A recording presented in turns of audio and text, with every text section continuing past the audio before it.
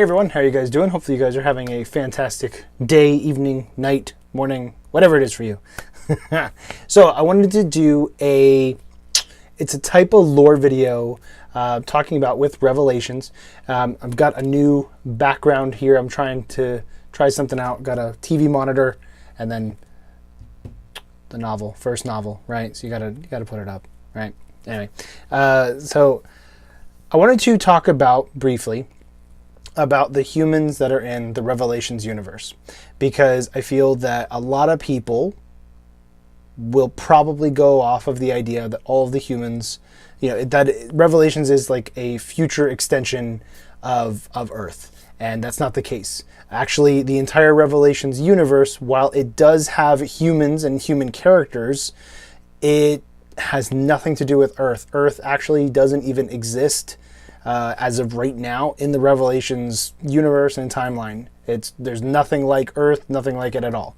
The reason that I decided creatively to use humans, but then to also not continue them from Earth, as opposed to maybe just like in the future or something like that, because Revelations is obviously sci-fi universe. The reason that I decided to do that was because I didn't want to have all of the political and religious and government discussions of today and then saying, okay, well, what would that be like in the future? Instead, I wanted to create my own universe. I kind of got inspiration to use the humans, to use our race, like in Star Wars, because Star Wars doesn't have Earth.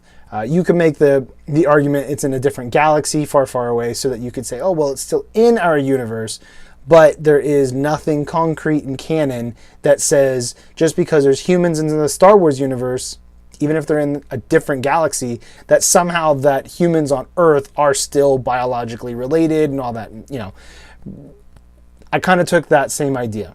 The reason that you still stick with humans, to the best of my understanding as a creative person trying to make content for entertainment purposes, is that humans need, as readers, they need to be able to relate to the characters. So like take Lord of the Rings, for example. You had a lot of different races. You have elves and humans, dwarves and orcs and all these other things, but you still need some characters that are human. And then you need other characters that, the elves and the dwarves, they're not humans, but we can relate to them enough that we understand certain things that they might be going through.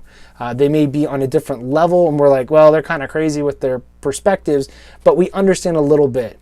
If you did a story that was completely about some alien race, I feel that it would be really difficult to properly get people to enter in with it.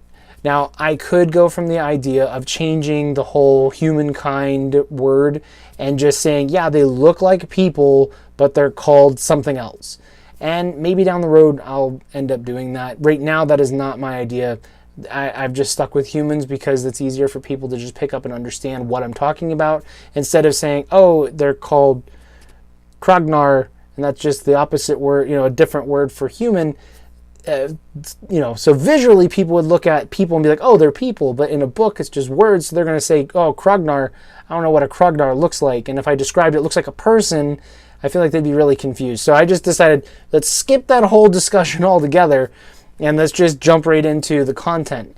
Now, I know a lot of people that are reading probably will think, oh, well, this is just a futuristic universe, but it's still taking Earth and just driving forward through time.